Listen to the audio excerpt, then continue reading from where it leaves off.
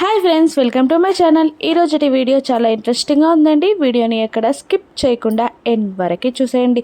ఇక రామ్మూర్తి కళ్యాణ్ని చంపడానికి వెళ్ళినప్పుడు హేమ అడ్డు వచ్చిందని హేమ పీకని రామ్మూర్తి చేతిలో ఉన్న తన కత్తితోనే చంపేశానని ఒప్పేసుకుంటాడు. ఇక రామ్మూర్తి జరిగిందంతా గుర్తు తెచ్చుకుంటూ ఉంటాడు. ఇక హేమని చంపిన తర్వాత కళ్యాణ్ని చంపబోతున్న రామ్మూర్తికి రౌడీలు అడ్డుపడి ఆ కేసు మీ మీదకి వస్తుంది సార్, వద్దు అని రౌడీలు చెప్పడం, ఆ తర్వాత రామ్మూర్తి ఆలోచించడం, హేమపై ఎవరికి కోపం ఉంది అని ఆలోచించి చరణ్ ఆ రోజు హేమని కొట్టిన సంగతి గుర్తు తెచ్చుకొని చరణ్పై కేసు వేస్తే ఘట్టమనేని కుటుంబంపై తన ప్రతీకారం కూడా తీరుతుంది అని రామ్మూర్తి ఆలోచించి హేమను చంపిన నేరాన్ని రామ్మూర్తి చరణ్ పైకి తోసేస్తాడు. అదంతా రామ్మూర్తి జేడీకేడీలకి చెప్పేస్తూ ఉంటాడు. ఇక రామ్మూర్తి గారి భార్య ఏడుస్తూ ఇలా అంటూ ఉంటుంది, దుర్మార్గుడా, నా బిడ్డని చంపేశావా? నా బిడ్డని అన్యాయంగా పొట్టన పెట్టుకున్నావా? నా బిడ్డ ఏం పాపం చేసిందిరా? చిన్నప్పటి నుండి చిన్న గాయం తగిలితేనే విలవిలలాడిపోయేది. దాన్ని పీకను కోసి దాన్ని చంపేశావా? అది ఎంత బాధపడి ఉంటుందో కదా అని, నా బిడ్డని చంపేశావు కదా అని ఏడుస్తూ ఉంటుంది రామ్మూర్తి భార్య.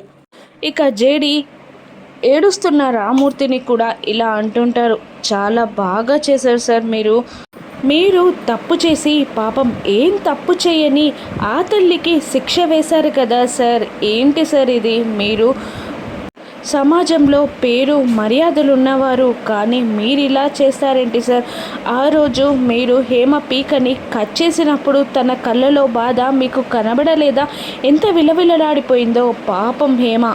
అయినా ఇంకెన్నాళ్ళు సార్ కులం, మతం, పేరు, అంతస్తులు అంటూ పాపం ప్రేమ జంటని విడదీసి వాళ్ళని చంపేడాలు?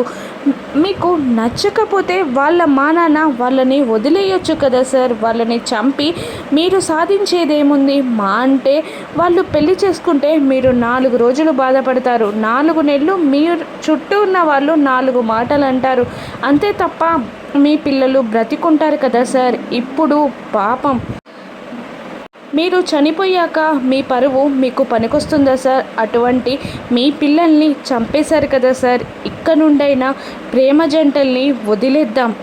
మీకు ఇష్టం లేకపోతే వాళ్ళ మానాన వాళ్ళని వదిలేయండి సార్ అని జేడి అంటూ ఉంటుంది. ఇక కేదార్, పాపం ఈ తల్లిని చూడండి, ఏం అన్యాయం చేసిందని ఇంతలా శిక్షించారు ఈవిడని. తన కూతుర్ని చంపింది తన భర్తే అని జీవితాంతం ఆ నిజాన్ని ఈవిడ మోయాలి అని కేడి అంటూ ఆవిడని ఓదారుస్తూ ఉంటారు. ఇక అప్పుడే ఇన్స్పెక్టర్ వస్తారు. మేడం, జేడి అని అంటుండగా, నేనే సార్, హేమని చంపిన నేరం రామ్మూర్తి గారే ఒప్పేసుకున్నారు, వీడియో ప్రూఫ్ కూడా ఉంది, నేను మీకు సబ్మిట్ చేస్తాను, మిగతావన్నీ కమిషనర్ గారు చూసుకుంటారు అని అనగానే ఆ ఇన్స్పెక్టర్ రామ్మూర్తిని అరెస్ట్ చేసి తీసుకువెళ్ళిపోతారు. ఇక పాపం జేడికేడి ఇద్దరు రామ్మూర్తి గారి భార్యకి ధైర్యం చెప్పి అక్కడి నుండి వెళ్ళిపోతారు. ఇక వాళ్ళిద్దరూ వేషాలని మార్చుకొని ఇంటి మెయిన్ గేటు నుండి కాకుండా ఇంటి వెనకాల నుండి గోడ తూకి వస్తూ ఉంటారు జేడీకేడి. ఇక ఎందుకు తీసుకొచ్చావు ఇక్కడికి అని కేడి అడుగుతూ ఉండగా, ఇక నీకు జ్వరం వచ్చిందని పడుకున్నావు, ఇప్పుడు మనం మెయిన్ గేట్ నుండి వెళ్తే నిషి వాళ్ళు చూస్తే గోల గోల చేసేస్తారు, ఇలా వెళ్తే సరిపోతుంది అని దాత్రి అంటుండగా, సరే మనం ఎవరు చూడకుండా రూమ్లోకి వెళ్ళి పడుకుందాం అని అంటుంటాడు కేదార్. సరే అని అంటూ, నేను ముందు వెళ్తాను, నా వెనకాలే నువ్వు దిగు అని దాత్రి ముందు దిగుతూ ఉంటుంది. ఇక దాత్రి దూకగానే అక్కడ ఎవరో కనబడి తల పైకెత్తేసరికి ఇంట్లో వాళ్ళందరూ అక్కడే ఉంటారు. దాత్రి షాక్ అవుతూ ఉంటుంది. ఇక కేదార్ గోడ వెనకాల నుండి, ఏమైంది దాత్రి, సేఫేనా అని అడుగుతూ ఉంటాడు కేదార్. పాపం దాత్రి ఏం సమాధానం చెప్పగలదు, సైలెంట్గా ఉండగా, ఏంటి ఏం మాట్లాడతలేవు అని అంటూ కేదార్ కూడా గోడ దూకేస్తాడు. ఇక ఏమైంది, ఎందుకు మాట్లాడట్లేదు పిలుస్తుంటే అని దాత్రిని అడుగుతూ ఉంటాడు కేదార్. ఇక అటు చూడు అని కళ్ళతో సైగ చేస్తుంది దాత్రి. ఇక కేదార్ వాళ్ళందరినీ చూసి షాక్ అవుతూ ఉంటారు. ఇక కౌశికి కోపంగా, ఏంటి దాత్రి ఇది, ఎందుకు ఇలా చేస్తున్నారు, ఇలా మీరు గోడ దూకి రావడం ఏంటి, మెయిన్ గేట్ నుండి వస్తే ఏమైంది అని అంటూ ఉంటుంది కౌశికి. ఇక ఎక్కడికి వెళ్ళారు మీరు, ఏం చేస్తున్నారు, మీరు ఎక్కడి నుంచి తిరిగి వస్తున్నారు అని అంటుండగా, యువరాజ్ నీకు తెలియకుండా వీళ్ళు చాలా చేస్తున్నారు, ఇప్పుడు బయటపడిందంతే అని యువరాజ్ అంటూ ఉండగా, ఇక కాచి ఇలా అంటూ ఉంటుంది, నిన్న సాయంత్రం చాలా ఫీవర్గా ఉందని వేలు కూడా కదపలేదన్నట్టు మాట్లాడావు అని కాచి అంటుండగా, బూచి మాత్రం వేలు మాత్రమే కదపలేడు, హాయిగా గోడ దూకేస్తున్నాడు కేదార్, అవునా బ్రో అని అంటుంటాడు బూచి. ఇక ఎందుకు గోడ దూకారే అని నిషి అడుగుతూ ఉండగా, అది నిషి అది వదిన అని అంటుండగా, అవునమ్మి అది తర్వాత ఏంటో చెప్పు, అదేంటో మేము చూసేసాం కదా అని వైజయంతి కూడా అంటూ ఉంటుంది. ఇక కేదార్ పాయింట్ బయట పడిపోయింది వదిన, కేదార్ తీసుకురావడానికి రావడంతో ఈ ఎండలో తిరగడం ఎందుకని నేను అరవడానికి వచ్చేసాను అని అంటూ ఉంటుంది దాత్రి. మరి పాయింట్ ఏదే అని నిషి అడుగుతుండగా, నాది కాదు నిషి, అందుకే వదిలేసి వచ్చాను అని అంటూ ఉంటాడు కేదార్. మరి మెయిన్ గేట్ నుండి రాకుండా ఇలా ఎందుకు వచ్చారు అని అంటుండగా వాళ్ళు సైలెంట్గా ఉండిపోతారు. ఇక రాగిని ఇలా అంటుంటుంది, పిల్లి కళ్ళు మూసుకొని పాలు తాగుతూ తనని ఎవరు చూడలేదనుకుంటారు, అది ఎక్కడైనా విన్నావా నిషి అని అంటూ ఉండగా, నేను వినలేదు కానీ ఇప్పుడు చూస్తున్నాను, అయినా నీకు ఒక సర్ప్రైజ్ ఉంది రా చూపిస్తా అని అంటూ ఇక దాత్రిని లోపలికి లాక్కెళ్తూ ఉంటుంది నిషి. ఇక అక్కడ వాళ్ళిద్దరి ఎంగేజ్మెంట్కి కావలసిన ఏర్పాట్లని నిషి చేసేస్తుంది. అది చూసి దాత్రి కేదార్లు ఇద్దరు షాక్ అవుతూ ఉంటారు. ఇక వైజయంతి, కేదార్కి జ్వరం తగ్గిపోయింది కదమ్మీ, ఇక నిశ్చితార్థానికి ఏ అడ్డంకు లేదనుకుంటా అని అంటూ ఉండగా, ఇక లేదు పిన్ని, ఎందుకు అడ్డంకుంటుంది, ఖచ్చితంగా వీళ్ళ నిశ్చితార్థం జరుగుతుంది అని అంటూ ఉంటుంది కౌశికి కూడా. ఇక వెళ్ళి నిశ్చితార్థం బట్టలు కట్టుకొనిరా అని వైజయంతి అంటుండగా, ఇక వీళ్ళిద్దరూ పైకి వెళ్తారు. వాళ్ళు ఆలోచిస్తూ ఉంటారు ఎలా ఎంగేజ్మెంట్ ఆపడం అని అడుగుతూ ఉంటాడు కేదార్. ఇప్పుడు మనపైన మనకు పెళ్లి జరగలేదని చాలా అనుమానాలు మొదలయ్యాయి, ఎలాగైనా ఆపేద్దాం, కాదు కూడదు కుదరదు అని అనుకుంటే ఎంగేజ్మెంట్ చేసేసుకుందాం అని అంటూ ఉంటుంది దాత్రి. అది కాదు, ఇప్పటివరకు మనకి పెళ్ళి జరిగిందని అనుకుంటున్నారు, ఇప్పుడు నిశ్చితార్థం జరిగితే మనకు సగం పెళ్ళైపోతుంది దాత్రి అని కేదార్ అంటూ ఉంటాడు.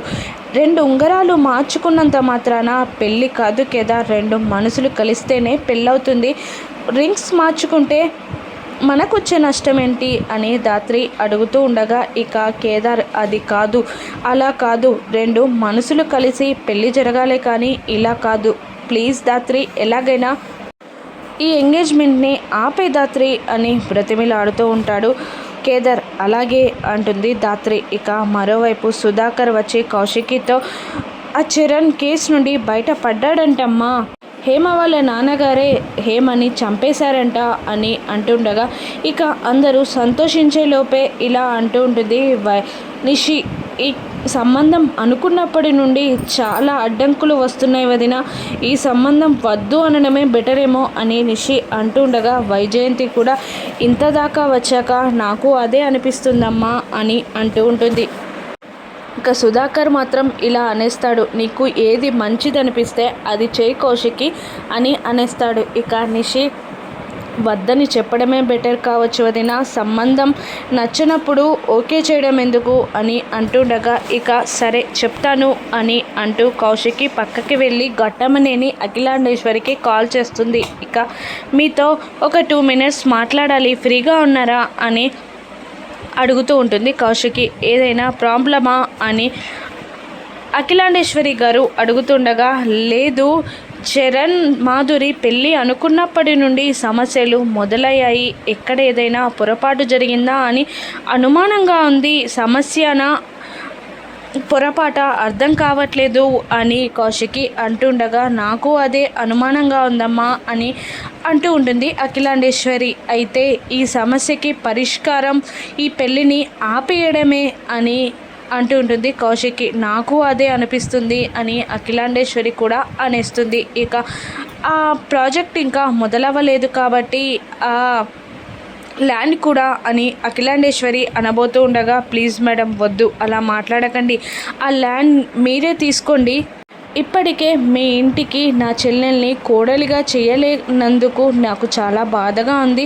మిమ్మల్ని చూసి నేను ఇన్స్పైర్ అయిన దాన్ని, కనీసం మీతో సంబంధం కలుపుకోలేకపోయినా బిజినెస్ అయినా చేద్దాం, ప్లీజ్ ఒప్పుకోండి మేడం అని కౌశికి బ్రతిమిలాడగానే అలాగే అని అంటూ ఉంటుంది అఖిలాండేశ్వరి. ఇక నిశ్చితార్థం బట్టలు కట్టుకుని కేదార్ దాత్రి కిందికి దిగి వచ్చేస్తారు. ఇక వాళ్ళ బామ్మగారు ఇలా అంటుంటారు, మీ పెళ్ళి చూడలేదని నాకు చాలా దిగులుగా ఉండేది, కానీ ఇలా కౌశికి వల్ల నా సంబరం తీరిపోతుంది అని దాత్రిని మెచ్చుకుంటూ ఉండగా ఇక రాగిని ఇలా అంటూ ఉంటుంది, ఆ సంతోషం మీ ముఖంలో తప్ప వాళ్ళ ముఖాలలో కనిపించట్లేదు అని అంటూ ఉండగా ఇక సురేష్ ఇదంతా సిగ్గేమో దాత్రి అంతేనా అని అడుగుతూ ఉంటాడు.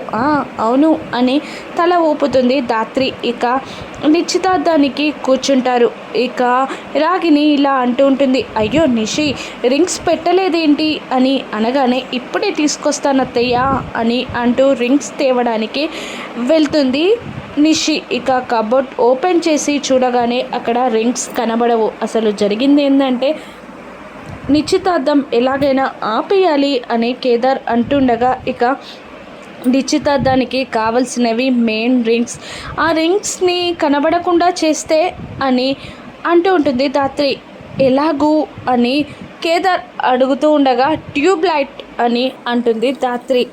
సారీ వెలిగింది అని అంటూ పద వెళ్దాం, ఆ రింగ్స్ని దాచేసి ముహూర్తం ముందుకొచ్చేసరికి కనబడట్లేదు అని వాళ్ళు కంగారు పడుతూ ఉండగా ఇక తెస్తామని మరొకరు అంటూ ఉండగా ఇలా రింగ్స్ కనబడకపోవడం అపశకునం, ఇది సాంప్రదాయం కాదు అని నేను డ్రామా ఆడుతాను. ఇక సాంప్రదాయం అపశకునం అన్న మాటలతో మనం నిశ్చితార్థం ఆపేద్దాం అని అనేస్తుంది దాత్రి. అలాగే వెళ్దాం పదా అని అంటూ కేదార్ దాత్రి ఇద్దరూ కలిసి నిషి రూమ్లోకి వెళ్ళి అంతా వెతుకుతూ ఆ కబోర్డ్స్లో ఉన్న రింగ్స్ని తీసుకొని దాచేస్తారు. ఇక దాత్రి నిశ్చితార్థం పీటల మీదనే కేదార్తో కళ్ళతో సైగ చేస్తూ ఉంటుంది, మన ప్లాన్ సక్సెస్ అని. ఇక కౌశికి ఏం చేయనుంది, వేరే రింగ్స్ తెప్పించి దాత్రి కేదార్లా ఎంగేజ్మెంట్ జరగనుందా, దాత్రి ఏం చేయనుందో రానున్న ఎపిసోడ్స్లో చూద్దాం. Thank you for watching.